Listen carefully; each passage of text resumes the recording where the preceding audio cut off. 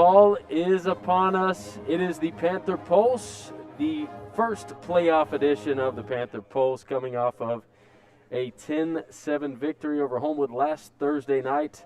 The monkey is off the back. The 8-game losing streak is over, and the Pelham Panthers now set their eyes to the playoffs.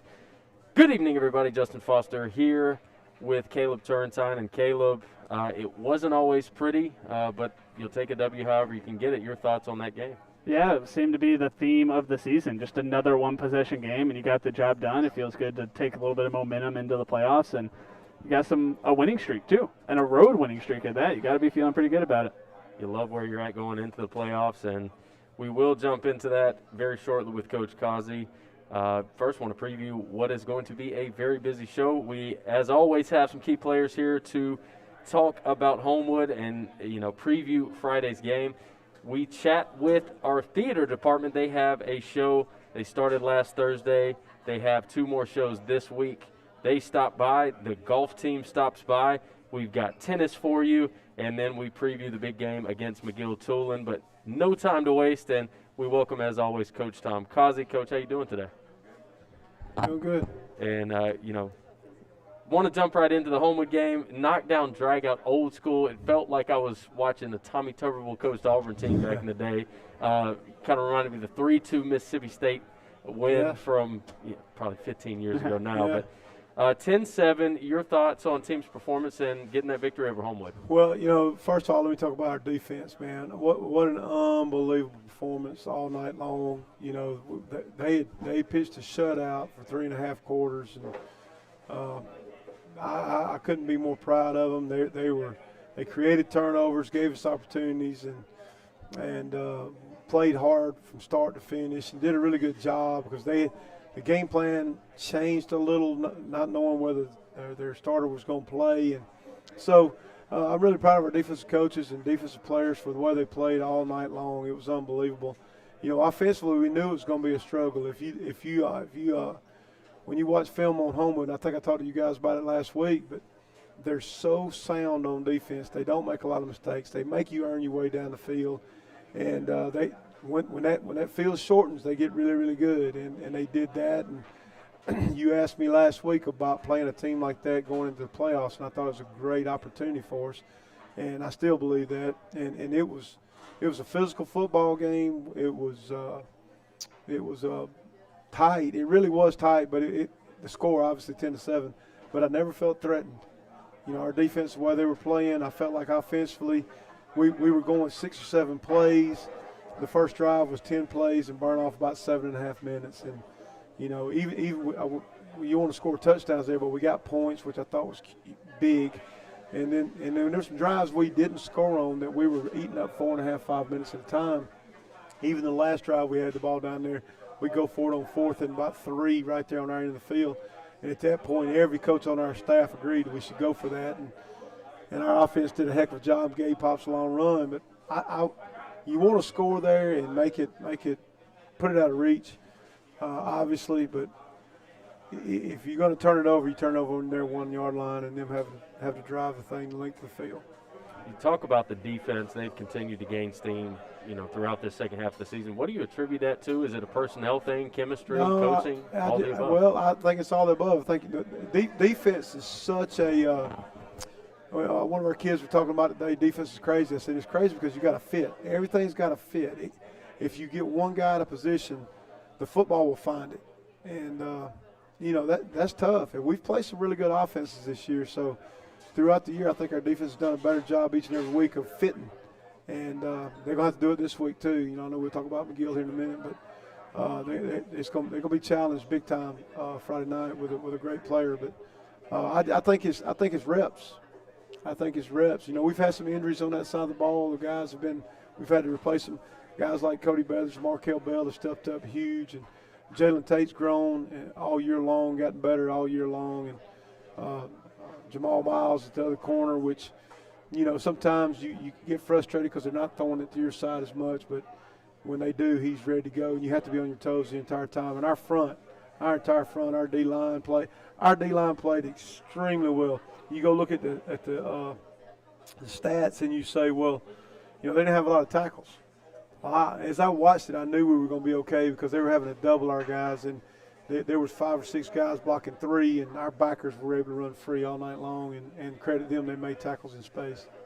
Now, you mentioned already the Homewood's defense. You credited them, but at the same time, obviously from a coaching perspective, there's got to be some frustrations in not finishing drives. Do you feel like it might have been a wake-up call a little bit about whether it's play calling or execution or composure or anything like that down in the red zone? Well, I don't know if I don't think it was. I don't think it was a composure thing, and we had some untimely penalties, and you're first to go from the 1, and you get a 5-yard penalty, and then you go first to go from the 6, and then you have a missed assignment or a mistake, and now you're second and go from 7.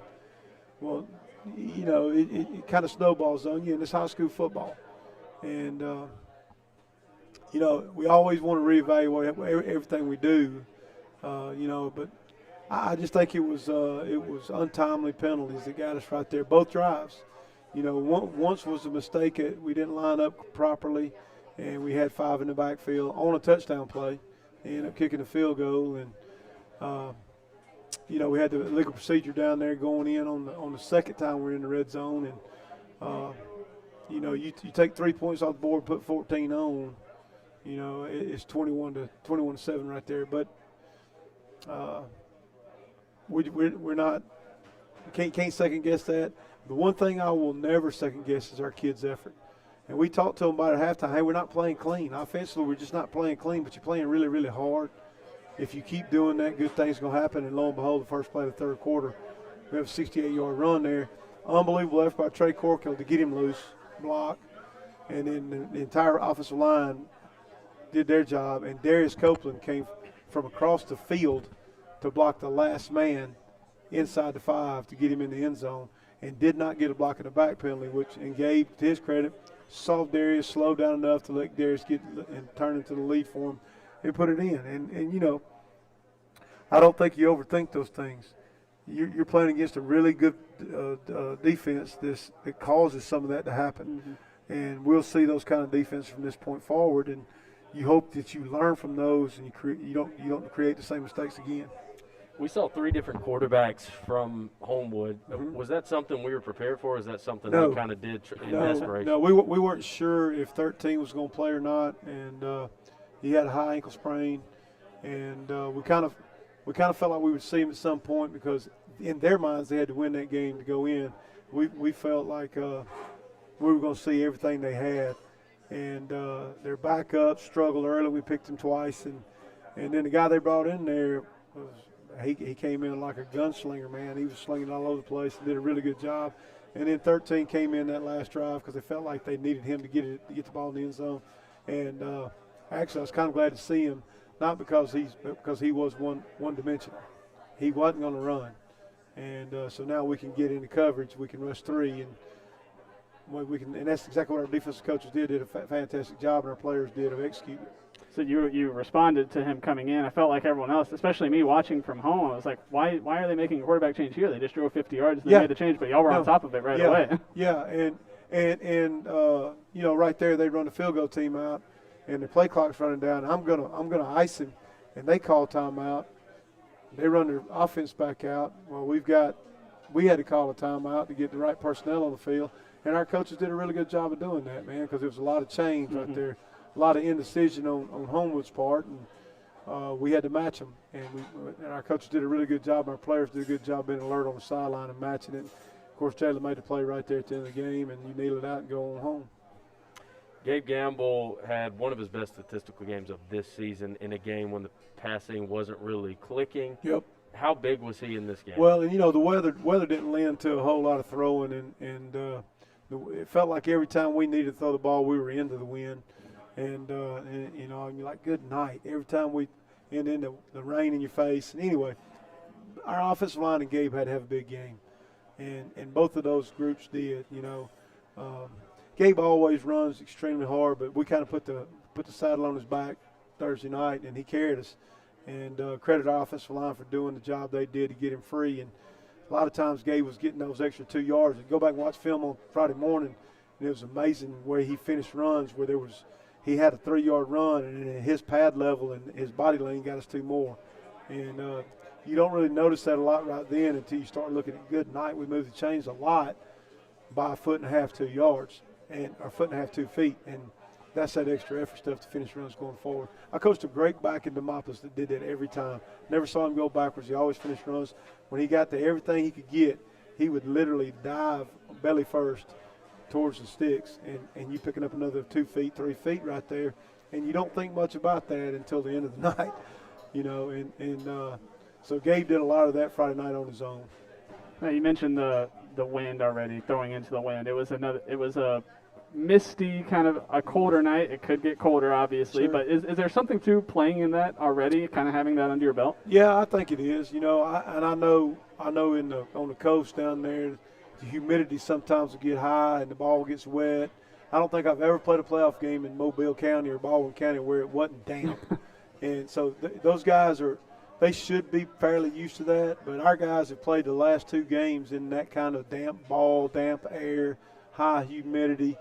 And when it's not raining, if the wind's not blowing, that's not a bad thing for throwing and catching. It's like the ball gets a little more tacky. But when that wind's blowing and you're trying to throw balls, it does some crazy things, man. And it's tough to catch those balls in the winds too. But I think playing in any kind of weather like that, the more times you do that, I think it gives you an opportunity to be a little more successful the next time you see it. We've won games in a lot of different ways. It's been fun, hasn't it? It has, but how much does that help a team going forward to boost the confidence? Says whatever the game scenario, Sure. we're going to have a chance. Well, and we talked to our guys about that starting in the offseason about there's going to be nights, and I know you're not necessarily specifically meaning this, but there's going to be nights when our defense is going to have to carry us. There's going to be nights where we're going to have to make a play in special teams, and that's going to have to carry us. Offensively, we're going to have to carry us. But we've won games that way too, I think, all year long, where one side of the ball has had to step up and make plays. And then we play games where it's taking both sides of the ball to do that, an extraordinary play somewhere in a special team. But we've won games close. We've been blessed to win big games by big margins. So I think that anytime you can repeat something and get experience at it and then repeat it it's like doing anything else. It's like changing a tire. Once you've done that, the next time you do it, it's a lot easier to do. So I think anytime you can get those experiences and have success, then I think it adds to you when you go play later in the year. And I think our team they're weathered, man. I don't want to use the word season, but they're weathered. They've played every kind of game you could play this year. We played 5 ball games where the difference in the winning and losing was 14 total points. Now, you think about that. 5 ball games, a difference in winning of 14 total points, and we were fortunate enough to win 3 of the 5. So, there's no substitute for that experience. How big is this win for especially the senior class to end that losing streak? And I'm not going to mention any names, but I've had a fan after the game that was almost in tears, actually, that he played here, he had never beat him. His oldest son had never beat him, and his youngest son was a senior, and this was the first time in their family they beat him. And, everywhere I've been blessed to coach, there was always been that one team that was kind of your spur in the saddle kind of deal, and Homewood has been that for us here. And it's a mental thing, really. It really is. It's a mental thing because out of the years we've played them, we lost. They scored in the last minute in both those games at Sanford to beat us by 7. Beat us by 2 on the last second field goal last year. And, it's a mental thing. And I think to get that weight lifted off of you, that onus lifted off of you, that call it a monkey on your back, whatever you want to call it, now it's not a mental thing anymore. Now let's go play. And I think that game last year, the field goal and beating us in the last play of the game, I think that affected us the next week. And I'll be honest with you, I was on the sideline saying, Lord, this can't happen again to our team. This can't happen again to our team. And he blessed us with a win. Well, it was a big one, 10-7 over Homewood, and an even bigger one coming up. Sure. McGill-Tulane. We will preview that later on in the show. Coming up after the break, we talked to several key players, key seniors from that Panther football team. That is coming right up here from Golden Rule on the Panther Pulse on 93.3 The River. At some barbecue joints, a pork sandwich is more bread than pork. Not at Golden Rule Barbecue and Grill. Their pork sandwich is packed with so much juicy pit-cooked meat, you'll also need a fork to eat it. Big portions at a not-so-big price. That's the Golden Rule way since 1891. It's the oldest continuously running restaurant in Alabama. Pork, chicken, brisket, ribs, burgers, catfish. Our menu is as loaded as that pork sandwich. Golden Rule Barbecue and Grill in the Pelham Town Center, just a few doors down from Publix. State Farm Insurance Agent Joseph Chambers is a proud supporter of Pelham Panther Athletics. Joseph and his staff can take care of your home and auto insurance needs as well as life insurance. State Farm was recently ranked #1 by J.D. Power and Associates for life insurance customer satisfaction. Joseph's office is located in the Canyon Park Office Center. His number, 205-663-3276. Like a good neighbor, State Farm is there. Right now, it's a great time for anybody ready to get some real work done in Alabama.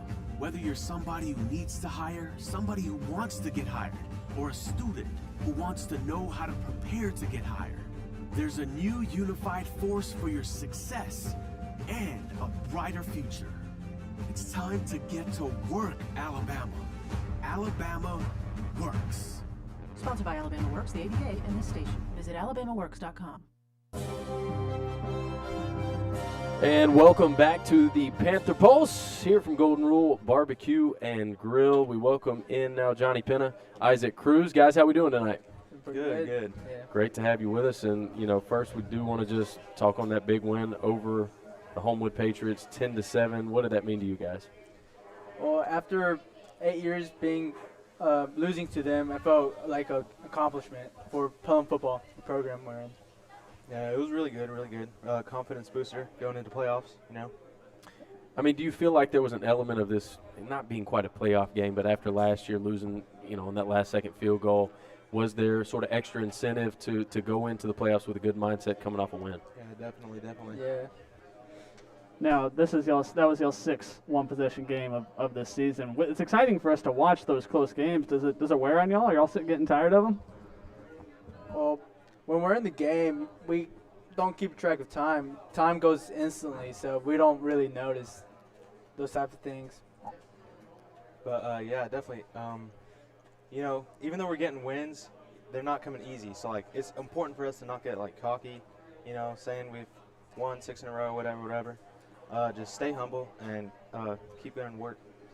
I mean, looking at the game, it did kind of feel like we dominated in most facets of the game. We're unable to punch it in, and pad that lead. But do you take anything from that to say, hey, if you look at the film, for the most part, we're dominating this game, especially going into the playoffs? Yeah, sure. Yeah. There's a couple plays where I felt really good because I'm giving a chance for the people behind me where I protect them and give them a chance to make big plays. What goes through your mind, 10-7, them driving the ball down the field after what happened last year? What were you guys thinking? Definitely. It's kind of an adrenaline rush, because, Touchdown. That's what I'm thinking. Just go. Yeah. Score. On defense, just give it everything you have. Don't let them get past you. Now, when you look up, you see a different quarterback back there basically every drive, it felt like. How tough was that on the defensive side of the ball when you don't know, if this guy's a running guy? How on top of that do you have to stay? I mean, that's more of a linebacker's job, I'm not going to lie. But for the most part, I mean, it's the same offense, same scheme. Just do your job, pretty much. A year ago, going into the playoffs, from my vantage point, it did look early on like we were a little tight. Maybe the lights were a little too bright in that playoff game. How has the preparation been different this year with last year's experiences under your belt? Well, we play every game, not for the team we're playing. We play for as a program. Help me out. Same preparation, same thing every week. Just get to work all week. I mean, can't be cocky or none of that. Just, get to work, and it doesn't matter who we're playing. Same game. Well, now, I know that you don't want to get cocky or anything. Around the state right now, there's a lot of talk about that region that y'all are matched up with, that Mobile region. People talk about that Mobile region of Spanish Fort, Saraland, McGill-Tulane all the time as one of the best in 6A. Not a lot of people say the same thing about y'all's region. Is that something you'll take personally going into this game? Oh, definitely. I mean, we could be playing the Green Bay Packers, but still, if we do our job, we can beat anybody. Sounds like you've been listening to Coach Causey. Yeah. That coaching is paying off there. Very physical game last week. That's the Homewood brand of football. How do you think that prepared us going forward, and how can, defense playing lights out, but how can both sides of the ball take another step? Start with offense. It's on the little stuff, our steps, our hand placement. It's about the little we can't shoot ourselves in the foot, basically. Gotta come off the ball, be physical. How can the defense take another step? Learning from your mistakes. They got us some plays, and we did good some plays. So really just watching the film, just getting better from that. Now, after 3 games on the road, y'all are finally back at home. A lot of people say home field advantage isn't a huge thing in high school football. How can y'all make sure it is an advantage for y'all this Friday? We prepare as we do every week against the teams we play. We're going to use that time, 4-hour drive they have to do against them. Yeah, them having that drive definitely, it gives us a bigger advantage, more time to get our mind straight. Do you guys notice a difference between the turf fields and the grass fields? I know some guys kind of just prefer playing on our home field for that. Is that a factor for you guys on that line? Yeah, for sure. Especially when it's wet outside and it's all muddy, digging your foot in the ground, it's a lot different on mud than wet turf. So. Yeah, grass. Our players can get hurt if they try and cut in the mud. It could turn an ACL, which is not good. It's a lot easier to get up on that turf, I feel like, than it is when you're soaking wet in that mud and all sticky and trying to push off against the mud. It's a lot easier on turf. I'm not a fan of turf, but our field looks good, and if it works for the linemen, it works for the linemen. Is there anything different as far as atmosphere? I mean, the Helena game was as crazy as I've seen at Ned Bearden Stadium. Is there anything other than that for the playoffs that you guys have noticed as far as the atmosphere, preparation, just environment for football? I see most of our underclassmen who hasn't been in that situation be focused and actually help us prepare for the game. Yeah, having a crazy crowd, it's definitely a confidence booster. Us being away these last couple games and then finally getting back home, I feel like that'll be good for us. Do you feel like there's any difference in playing knowing, hey, this is going to be one of these teams' last ball games? Does that ever enter your mind, or is it just still playing football just like a normal game? I mean, definitely all the seniors, getting that, final push in, knowing this could be your last game. So it really gets you to work earlier, I guess. Yeah, it does come across my mind every now and then. This could be, but if we prepare to do everything Coach tells us, we're gonna go far. Gentlemen, looking forward to Friday. Ready to see y'all put on a show. Yes, sir. Johnny Penna, Isaac Cruz. Tune in to see these guys go to work Friday night. Coming up after the break, we switch gears, and we got a group with us we have yet to have on the Panther Pulse. PHS Theater is here. They're going to talk about their show going on. You got another show Thursday and Sunday. We will talk about that right after the break here from Golden Rule on 93.3 The River. It's easy to trust a business that's got good history. Golden Rule Barbecue and Grill has been cooking up good eats since 1891, when the first Golden Rule opened up in Irondale. Golden Rule has been one of Pelham's most popular go-to spots since 1980. Whether you want a pork sandwich, slab of ribs, or a feast tailor-made for tailgating, Golden Rule is ready to serve. Good food with a good history. Golden Rule Barbecue and Grill in the Pelham Town Center, just a few doors down from Publix.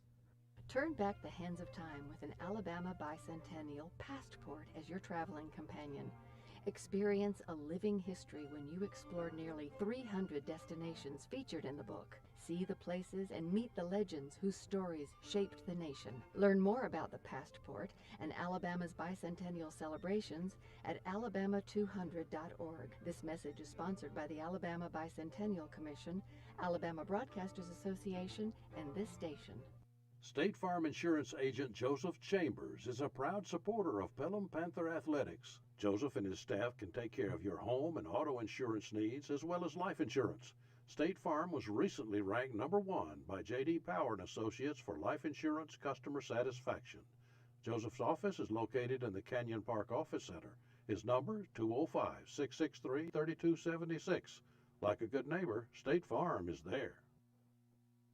At some barbecue joints, a pork sandwich is more bread than pork. Not at Golden Rule Barbecue and Grill. Their pork sandwich is packed with so much juicy pit-cooked meat, you'll also need a fork to eat it. Big portions at a not-so-big price. That's the Golden Rule way since 1891. It's the oldest continuously running restaurant in Alabama. Pork, chicken, brisket, ribs, burgers, catfish. Our menu is as loaded as that pork sandwich. Golden Rule Barbecue and Grill in the Pelham Town Center, just a few doors down from Publix. Back here on the Panther Pulse from Golden Rule Barbecue and Grill, a little audible here.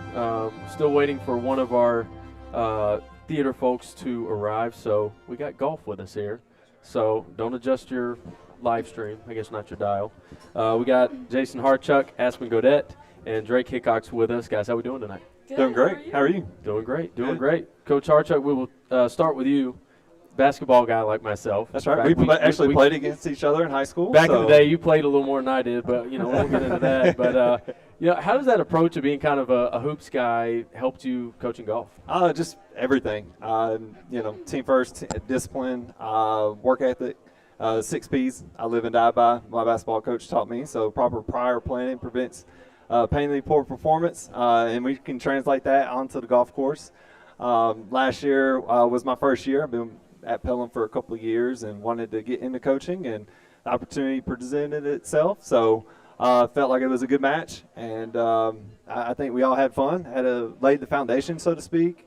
I was most proud of our chemistry that we built last year with the team. We had a lot of first-timers out there, but they worked hard, and we also had a good time. So I'm looking forward to this season, and I actually was in communication with Ballantrae today and finalizing our schedule. Unfortunately, we can't get started until January 26th, is the first official day of practice. But I know everybody's been working hard, practicing individually on their own. I think some people, Aspen, I think you work actually at Ballantrae.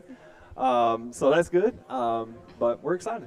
So let's talk a little bit about the partnership with Ballantrae. We talked with bowling and how they've got it with Oak Mountain Lanes, kind of a home facility to work in. How crucial is Ballantrae to what we do, and what's that partnership like? And Aspen can jump in because I know she's got a lot to say about this too. Yeah, I mean, Aspen, you would know a little bit more than I do, obviously working there hands-on, but I'll just speak a little bit what I know with Ballantrae. They've been awesome to work with and partner with. Mr. Hal Brown and Jay Chambers and Jerry Applegate. I mean, Jerry gets out there with us and actually will teach us the more mechanics of the golf swing. And as far as scheduling goes, I mean, they're first class. It's first class people that work there, and obviously their facilities are amazing. The golf course is, spectacular. Everybody enjoys coming to Pelham and playing at Ballantrae. So, yeah, I grew up there, so I've been golfing there with my dad since I was little itty bitty. And the great thing about Ballantrae is that they care. And it's hard to find people who actually care about a program. So when you find people, you got to keep them. It's a sales pitch right there. She's trying to get us all to go to Ballantrae. Oh, yeah, now. y'all. Come on out. But how does that help when you're trying to recruit newcomers for the team? I mean, if you see other high schoolers who are just out go golfing. I went golfing in high school. I didn't play high school golf, though. Do you try to attract people to come to the team more often? Yeah, I definitely think that, especially at the high school level, it's hard to get competitive golfers to start off with because people don't talk about it. It's an overlooked sport, and it's definitely one that isn't the most common. So if you can get people to start it off as a club, get people to say, like, hey, this is fun, we have good team chemistry, it's a great sport to get into, you'll play it for forever. You start it off as a club, you build some team, and then you can turn it competitive. What would you say to the less skilled golfers, such as myself, that may not have been out there at all and a little skeptical about playing? You've sold it a little bit, but what might you tell these students? Don't be intimidated. Get out there and try it, and you never know what could happen. Like I said, a lot of our players are first-time players. Last season, they were a little skeptical about it, and they even told me, like, Coach Hartchuck, I don't even know if I'm going to make it through the first week, to be honest. But they fell in love with it, and we built that chemistry, and we just went from there. I think communication and getting this program, out there, so to speak, like, it's not basketball, it's not football, it's not baseball.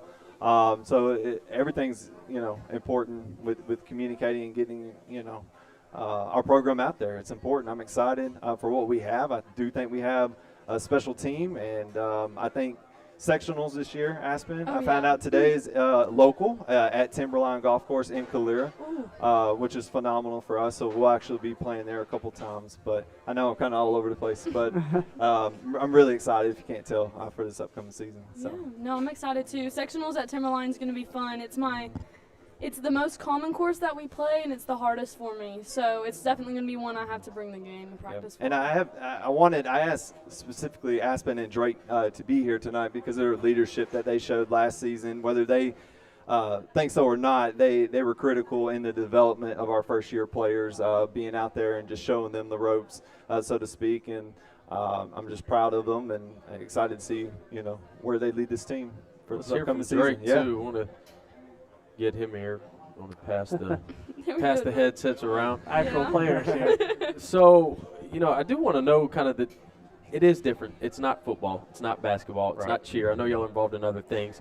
How is that maybe an asset to someone wanting to join that, hey, it's a little off the beaten path and not what you're used to doing in another sport? Well, I think that, most people going into high school thinking of sports, they take it like to the absolute serious thing that they can. And with golf, most of the time it's yourself out there. I mean, it is a team game, but it's yourself. It's mentally draining, and you just have to think about how your game is.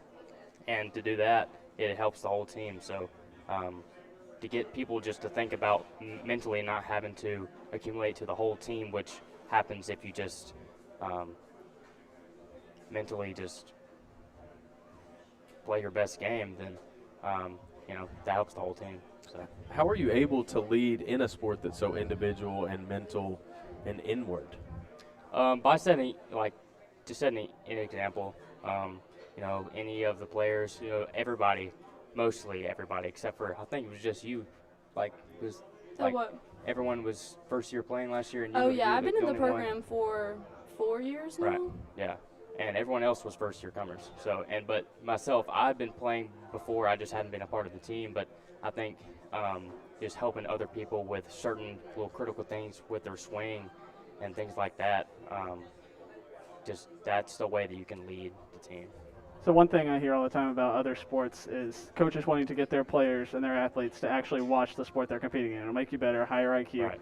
I know golf can be harder to watch, especially for some teenagers, but is that something y'all enjoy doing? Are y'all fans of the game? I am. I watch golf all the time. I didn't used to be. Actually, my grandfather got into it for me, and I really didn't like watching golf, and until my grandfather really got me into it and seeing how hard it is to actually play golf instead of just watching on TV, because those professionals, they make it look so easy, right?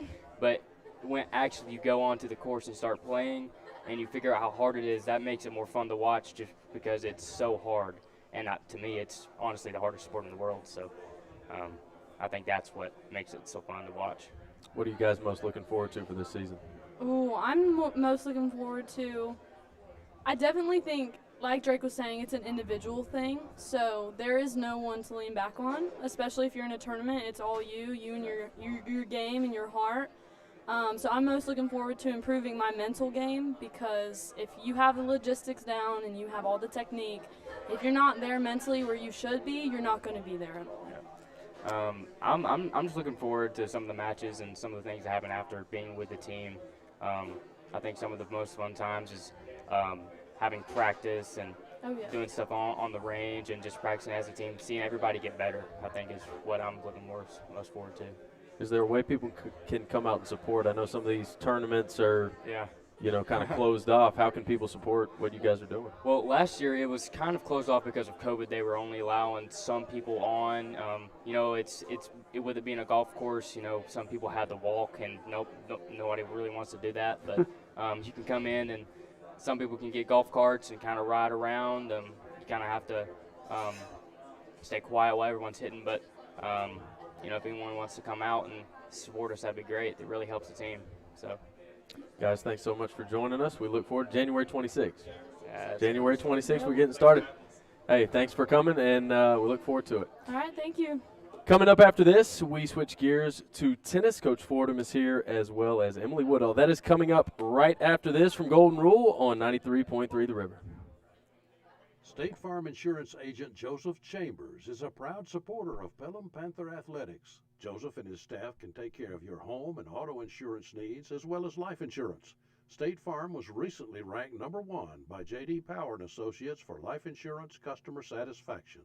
Joseph's office is located in the Canyon Park Office Center. His number is 205-663-3276.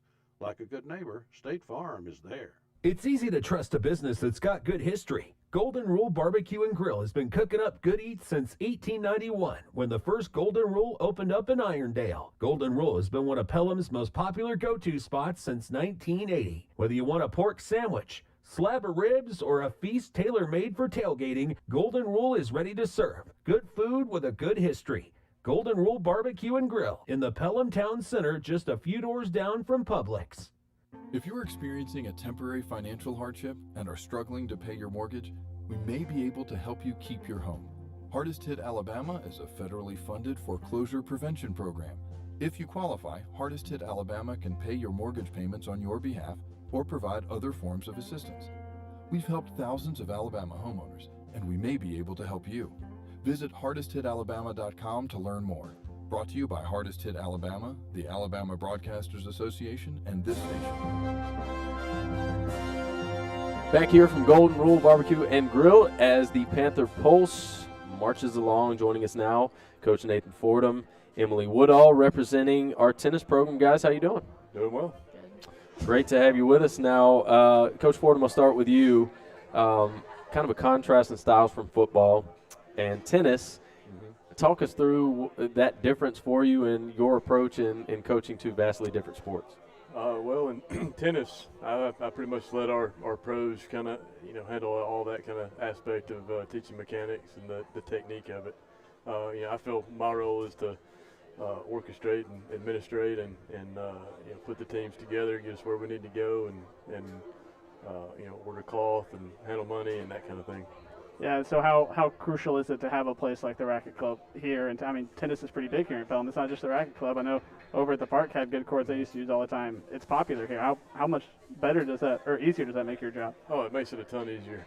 We have tremendous tennis facilities here in the city, and the director of the Racket Club, Cheney Mills, does a great job helping us out, and they've been very open to letting us do the things that we need to do to help grow our program and help tennis and Pelham just in general, not just at the high school.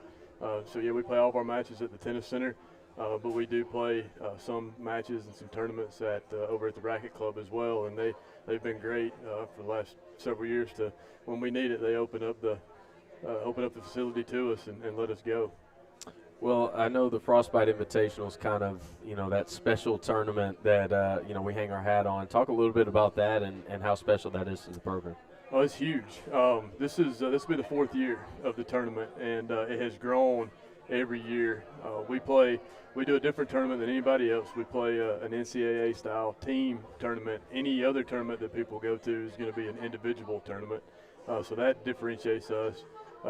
Playing at the Racket Club and the great facilities that we have there are a tremendous asset, and we cap the tournament at a 16-team bracket on each side. So there's 16 schools, 32 teams, about 350 kids or so that'll be on the grounds at the Racket Club during that tournament.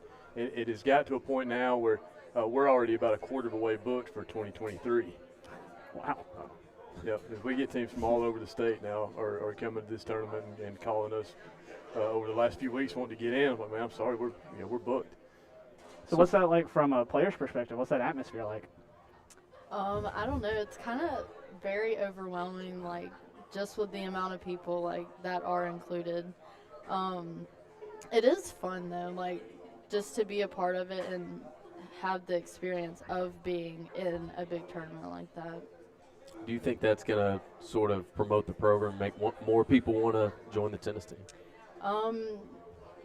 Honestly, I think so, just because it is a big tournament. Like, I feel like it brings our team closer, being in that atmosphere of working together and kind of running it. What got you into tennis? Was it a high school thing? Have you been playing since you were a kid? Or? I started playing my 7th grade year. It was just something that I just tried and ended up loving. I really didn't like have anyone to, or like no one told me like, hey, go play. Or I just kind of tried it out with a friend and ended up really enjoying it and stuck with it since. Now, what's that, practice schedule like compared to, other sports? I know golf is kind of similar in the sense of there's a lot of individuality there. You just walk us through what that looks like for you. Well, we most of the time have practice every day after school from about 3:30 to 5. It honestly kind of just depends. Some days we work with the pros, and then some days it's just us working with coaches, and we practice singles and doubles just to work on both like partner work and your individual skills. I know there's a lot of inter-team competition there. When it comes to the seating, does that really help practices, help the energy there? Honestly, it does. It ends up being very competitive, honestly. How can the community support, outside of the Frostbite Invitational? Just come out. We're one of a handful of sports that there is no admission fee, We're out there and right there at the tennis center right there off Ballpark Road, and just swing by, check the kids out, watch them play. What are some goals you have this year, Emily? Well, being the only senior, I definitely have goals of getting the team to obviously like work together and hopefully no drama. Especially girl-wise. I don't know about the guys, how that is. But just to work together and have fun, I guess. There's going to be some drama with that competitive seating. I'm just saying, that's a good thing. You got to have some, right? There you go. Guys, thanks for joining us tonight. Thank And you. when do we get started? January. So golf, tennis, all in spring January. sports. Frostbite opening weekend, January 29th and 30th. Be sure to check that out, Frostbite Invitational. Coming up. Coming up after the break, they do want drama. PHS Theater is here. We are going to talk the fall play right after this, coming up from Golden Rule on 93.3 The River. At some barbecue joints, a pork sandwich is more bread than pork. Not at Golden Rule Barbecue and Grill. Their pork sandwich is packed with so much juicy pit-cooked meat, you'll also need a fork to eat it. Big portions at a not-so-big price. That's the Golden Rule way since 1891. It's the oldest continuously running restaurant in Alabama. Pork, chicken, brisket, ribs, burgers, catfish. Our menu is as loaded as that pork sandwich. Golden Rule Barbecue and Grill in the Pelham Town Center, just a few doors down from Publix. State Farm Insurance Agent Joseph Chambers is a proud supporter of Pelham Panther Athletics. Joseph and his staff can take care of your home and auto insurance needs as well as life insurance. State Farm was recently ranked #1 by J.D. Power & Associates for life insurance customer satisfaction. Joseph's office is located in the Canyon Park Office Center. His number, 205-663-3276. Like a good neighbor, State Farm is there. The Army National Guard is committed to keeping the country safe and our communities secure. Composed of hundreds of thousands of citizen soldiers from all walks of life, the Guard is always ready to respond to local or national emergencies. We protect the homeland. We're always there when called upon, and in every state and territory, we stand guard for our communities. To learn more, log on to NationalGuard.com. Sponsored by the Alabama Army National Guard. Aired by the Alabama Broadcasters Association and this station. Back here from the Panther Pulse, and joining us now, we've got PHS Theater in the house. Melissa Bailey joining us now, and we're going to talk a little bit about the legend of Lizzie Borden going on now. Guys, welcome. Thank you. We are so happy to be here. Excited to have you. It's a first here on the Pulse. It is a first. Hopefully So, not the last. Definitely not the last. Definitely not the last. So I do just want to get a little insight into, how the selection came about, why this play, and a little bit about the play. I wanted to do something in October because I knew that was going to be our date. So I thought, well, let's go, more creepy, suspenseful. So why not Lizzie Borden? She's, it's one of the most famous unsolved cases in the last 140 years. So from 1892, we still don't know who did it. we think she did it, but we don't know that she did it. So I think she's fascinating, and I think since so many people still know her this, 140 years later, that she's obviously interesting to more people than just me. So does that play into it at all? Just thinking popularity-wise, what is going to excite the student body? It's going to excite people to come try out? Actually, most of my student body didn't know who Lizzie Borden was. So we had to do research. And then after the research began, they were like, oh, this really is interesting. How did I not know about this? And of course I was like, I don't know. How did you not know about this? But it's been really fun to see them learn so much about it. And I even had one student go to the museum up in Massachusetts, and brought things back. Because he was like, it's so cool. They have the real pictures and it's the still furniture. And I was like, I know. So that's like true dedication. It is true dedication. So what's the audition process like? How far out in advance are you preparing this stuff? Anyone that knows me knows that I should be preparing a lot sooner than I do. I'm more of a last minute, let's get stressed out kind of person. But we did start, I had the show chosen in late July, and then we did auditions about the second or third week of school. And then we started auditions about 2 weeks after that. I mean, the rehearsal process after that. So it is some planning. Like right now I'm already having to work on the musical, getting it planned while we're finishing up this show. So it does take some organization.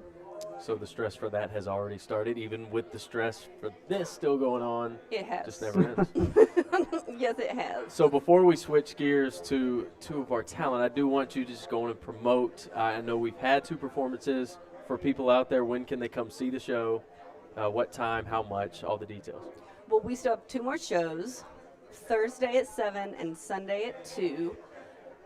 All tickets are $7, and they can be bought on GoFan.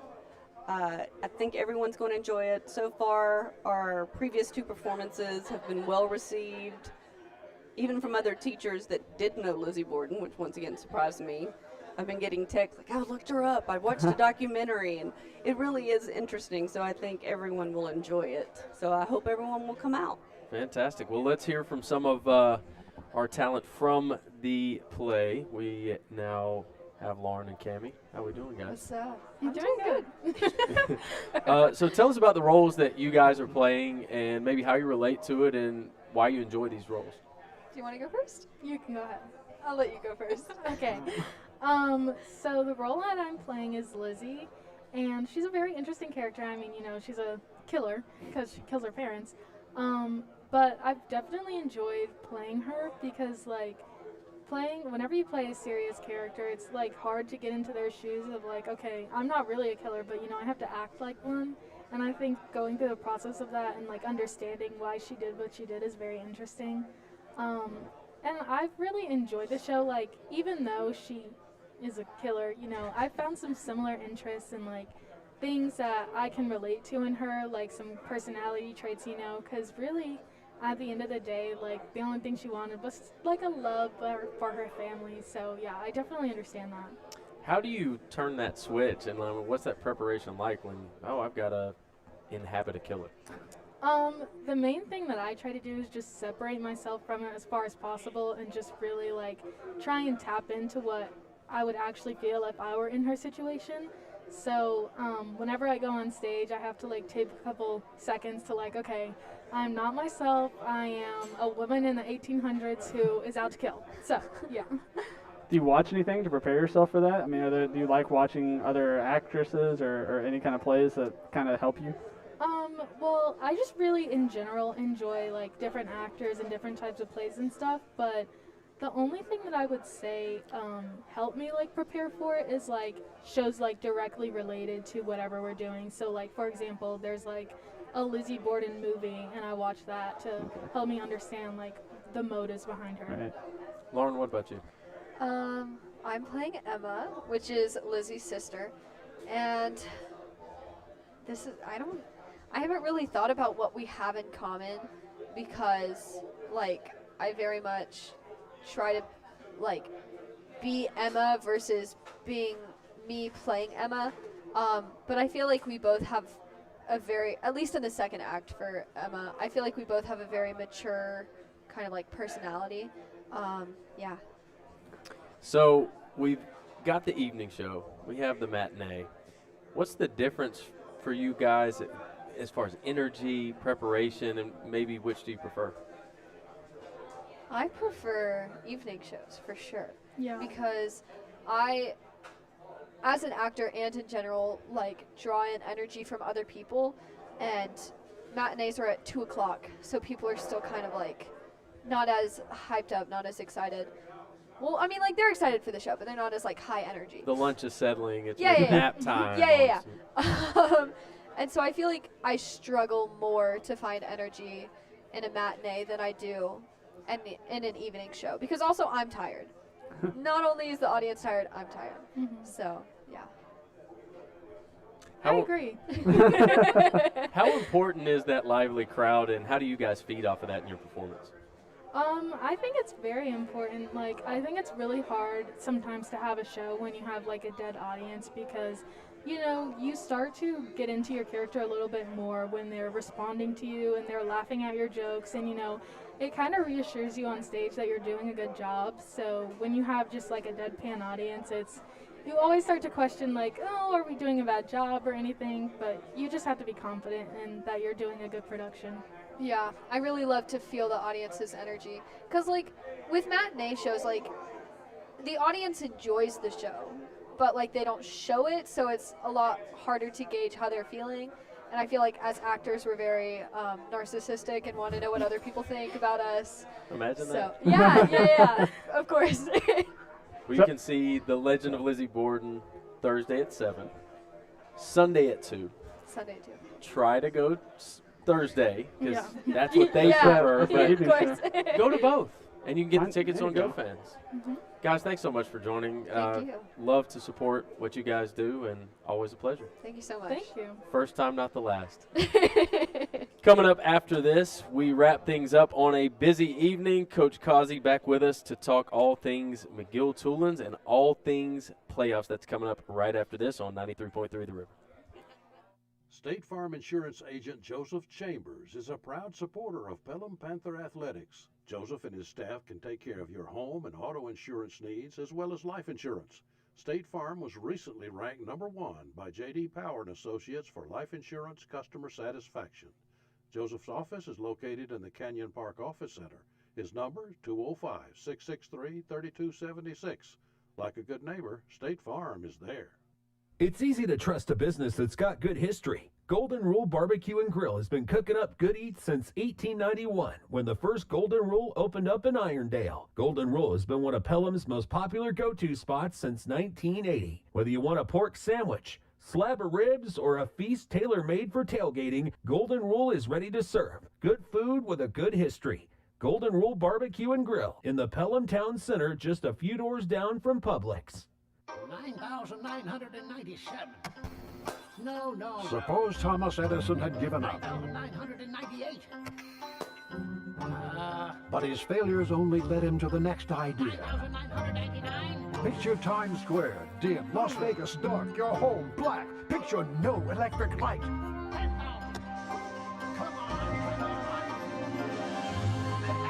Optimism, pass it on. From the Foundation for a Better Life at values.com. Back here on a playoff Panther Pulse. It's been a great show, a busy one. And we turn our attention now to McGill-Tulane coming to Ned Bearden Stadium this Friday. Back with us again, Coach Tom Causey. Feeling pretty good? Get a good meal in? Really good meal, yeah. Same one as the last 4 weeks. So you can't go wrong. No. Can't go wrong. I'm not superstitious. I'm just a little stitious. So. If it's a good thing, keep it going. That's so. right. You should have started bringing us food 4 weeks ago. Maybe we'd be getting it every single week. There you go. So let's turn now to McGill, and tough region, tough opponent. What kind of team do you see from McGill? Well, they're well coached. They got a really good running back. His name's kind of left me now. He's committed to South Alabama. I think the guy's a Power 5 guy. He's not tall enough. He's short. unbelievable vision, balance. First 2 steps, he's wide open. We're going to have to be really gap sound against him because he'll start inside, stop, and then he's full speed back this way, stop, and he's full speed back that way. So he makes an impact on the game in a hurry. And they were 6-4, and they lost their last couple, but their last couple was Spanish Fort and Dothan. So, like I said, they play in a tough region, very well coached, playoff experience. They got to come to Pelham. And I talked to our guys today about, hey, we've been on the road the last 3 weeks, and we get back up on the hill. Let's make this count and have them come to our place. Yeah, I'm glad you brought up the running back. That's exactly what I was going to ask about Braylon McReynolds. Yeah. I had the number written down. I wasn't sure how. Yeah, number 3. He's run for 200 multiple times. He's run for 300 multiple times. Is this a guy that you game plan around, or is it? Yeah, he absolutely. gets his? No. You absolutely game plan around him. He's that good. I've been blessed to coach one of those for 4 years, and you as a coach, you kind of sometimes forget how good he is if you're coaching him. But when you see him once a year, you understand how good a player he is. And our coaches have a plan for him, and we've worked it the last 2 days. Now, having a plan for him and then actually going and executing that plan with him, because he is special. You'll see. I don't think I've seen a time in all the film we've seen where he's tackled by the first guy. He makes that first one miss, and he can be 0 to 60 like that. And so that's a special trait. And they said he was a little banged up. They didn't play him against Dothan, and I can't find where he got banged up. I think they was keeping him fresh. But they've had some injury issues along the year, just like everybody has this time of year. And defensively, they've got some really good football players. 2 of the best-looking defensive ends we've seen this year. Kind of remind me of Stanhope Elmore last year. The two big kids they had, one went to Memphis, and the other kid's back this year. We saw him again. But they remind me a lot of those 2 guys. And they got a really good nose guard, secondary long, very fast. They play a lot of man because they are very athletic back there. And then they create all kind of havoc for you in the box because they can play man in the back end. So it'll be a challenge. It'll be a lot of fun to get to play. We need everybody out there and being loud because that's a long ride from Mobile, Alabama. Not sure about how many will come, but we need to turn out in droves on Friday night. You've been on both sides of that, making those long trips. What factors into that driving so far for a game? What factors into that? I mean, what does that do to your team? Well, if you go day of, you got to eat two times on the road. You're having to transition with buses and bus drivers because if you get over 10 hours total, you got to get 2 new bus drivers because they can't drive. And if you're going to go the night before, then you've got to have meals that night. The next day, you got to find a place to walk through. You got kids in a hotel room, some for the first time without their parents, and so there's a lot goes into it. It's not just getting on a bus and going to plane. If we're riding a 2-hour trip, it's not that big a deal. When you start talking 4.5 hours, then there's some things, there's some logistics you got to work out. And the last time we made that trip was we went to Spanish Fort from here. Our buses were late, which sets the whole thing off kilter because now you got to go 4.5 hours. You're not making up time. And then when we got to the pregame meal, even though we were late getting there, they weren't ready. So now we're even farther behind. And then you get there and you're pressed for time, and it's a lot. And I'm glad it's them and not us. That's what I told our players today. You earn the right to be at home this week. You earn that right through 6 games in your region, and let's take advantage of it. I noticed a discrepancy in defensively for them 3 shutouts, but they also give up 70-plus to Pike Road. Do you look at that film specifically? No. I mean, we looked at all of them. I mean, they got every film we got, whether they think we don't know that or not. I know they do, but they play a lot of man. And Pike Road's got 2 really good backs. And if you don't tackle them at the line of scrimmage, then you're playing man coverage and your back's turned to the ball. There's a lot of big plays. And so both teams, one team scored 70 to 51, yeah. 76-51 is 11 touchdowns on one team, 7 on the other, and a safety. So, there was 2 really good backs playing for both teams. in very similar defenses. And so if you're playing man, you kind of live by the sword and you die by the sword. And that night, both defenses died by the sword. And I had a buddy of mine ask me, 76-51, is that a blowout? I said, absolutely. If you get beat by 25 and you score 51, you got blown out. So, but then they turn around and they play some reaching opponents and shut them out. They shut out a pretty good offense in Gulf Shores, and Gulf Shores defensively was really, really good that night too. So we're the same way. We it's high school football. You play it. There's not many. I mean, I saw today. I think there's.